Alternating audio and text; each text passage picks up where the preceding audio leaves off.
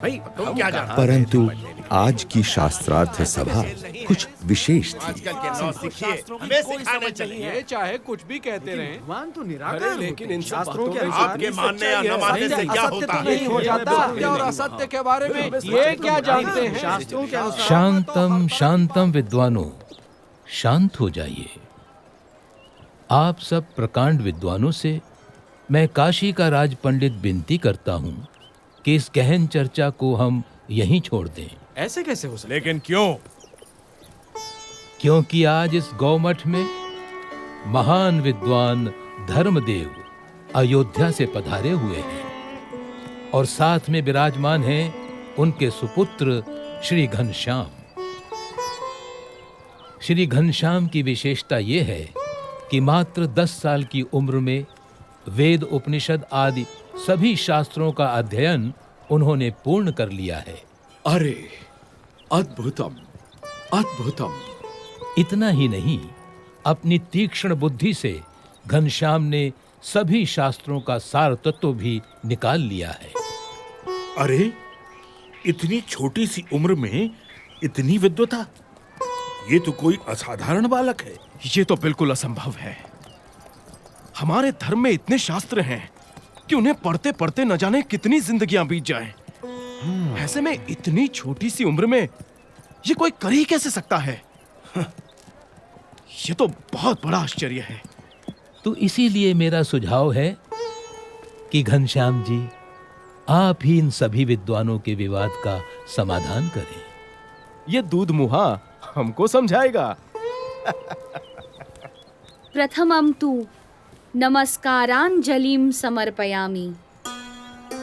ऋग्वेद में कहा है कि परमात्मा एक ही है, लेकिन विद्वान लोग एक ही परमात्मा को भिन्न भिन्न रूप से पुकारते हैं। तो फिर इसमें विवाद का सवाल ही कहाँ उठता है? तो बताओ, क्या वो भगवान साकार है या उनका कोई आकार ही नहीं है? भगवान कभी निराकार नहीं हो सकते। यदि भगवान निराकार होते तो उनके द्वारा निर्मित ये सृष्टि कैसे साकार होती? अरे, जिन्होंने इस साकार सृष्टि की रचना की है, वे भगवान कैसे बिना आकार के हो सकते हैं? शास्त्रों में भगवान के दिव्य स्वरूप का कितना अद्भुत वर्णन है। वे तो सदा साकार हैं। वेद में कहा है कि स ईक्षत, यानी भगवान ने देखा। यदि देखा तो क्या उन्हें केवल आंखें ही होंगी? लेकिन यहाँ पर तो नहीं, वे तो सदा दिव्य स्वरूपधारी हैं। घनश्याम का तर्क कितना ठीक और सटीक है। साधु साधु। ये तो कोई विद्वान है या फिर स्वयं भगवान। अभिनंदन, धन्य प्रभु। साधु साधु।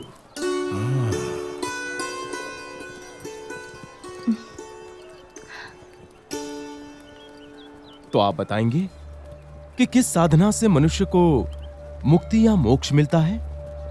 मोह का क्षय ही मोक्ष है। इसके लिए जिन्हें मोह ना हो, ऐसे महान सच्चे ब्रह्म स्वरूप संत का सत्संग करना चाहिए। ऐसे संत के सत्संग से ब्रह्मरूप होकर परब्रह्म की भक्ति करके ही मनुष्य मोक्ष प्राप्त करता है। उपनिषद में कहा है, ब्रह्म विदाप्नोति परम।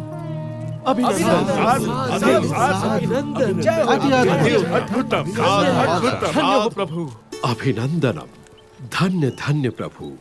आपकी विश्वसनीय वाणी ने सबका हृदय जीत लिया है। यदि हम वर्षों तक चर्चा करते रहते तो भी हम सभी शास्त्रों के सार रूप इस उत्तर तक न पहुंचते, मगर हम जैसे विद्वानों की इतनी बड़ी सभा में निसंशय घनश्याम ने निश्चलता और निर्भयता से ये कर दिखाया है। वो तो सिर्फ परमात्मा ही कर सकते हैं। मैं काशी का राजा घनश्याम प्रभु का सम्मान करता हूँ। बोलो घनश्याम प्रभु की जय। बोलो घनश्याम प्रभु की जय। बोलो घनश्याम प्रभु की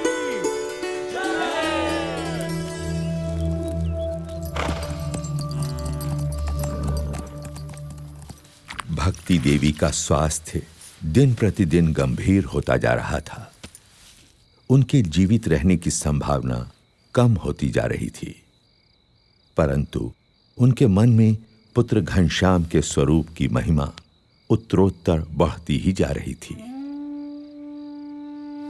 घनश्याम, हाँ माँ। तुम मेरी कोख से जन्मे, परंतु मैं तुम्हें कभी भी यथार्थ नहीं समझ पाई। फिर भी मुझे इतना विश्वास जरूर है कि मुझे तुम्हारे रूप में साक्षात भगवान मिल चुके हैं।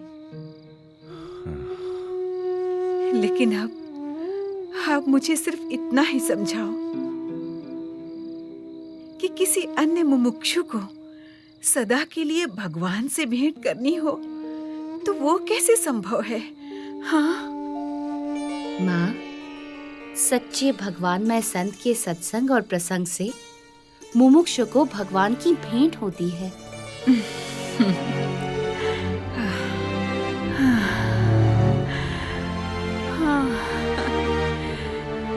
घनश्याम,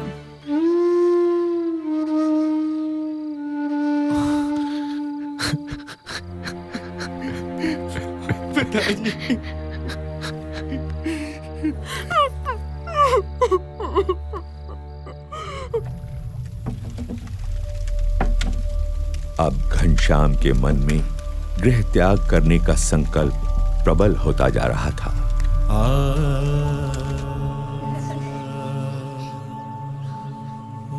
उनका वैराग्यपूर्ण बर्ताव देखकर अयोध्या वासियों को भी चिंता रहती थी कि घनश्याम कहीं चले तो नहीं जाएंगे। वासुदेव परावेता, वासुदेव वासुदेव। बुखार तो कम हो ही नहीं रहा। रहा। घनश्याम, ये भागवत बंद करो और वैद्य जी को बुला लाओ। मेरा वैद्य तो अब स्वयं परमात्मा ही है राम प्रताप। नहीं पिताजी, चिंता मत कीजिए, आप जल्दी ठीक हो जाएंगे। मैं ठीक होता हूँ या नहीं, तू मुझे एक वचन दे। जी जी जरूर, बोलिए पिताजी। मैं घनश्याम और इच्छाराम को तेरे भरोसे छोड़े जा रहा हूँ। उनका ख्याल रखना। आप उनकी चिंता मत कीजिए पिताजी। सुनो राम प्रताप, ये घनश्याम तुम्हारे भाई नहीं मगर साक्षात भगवान ही हैं। उनकी सेवा करना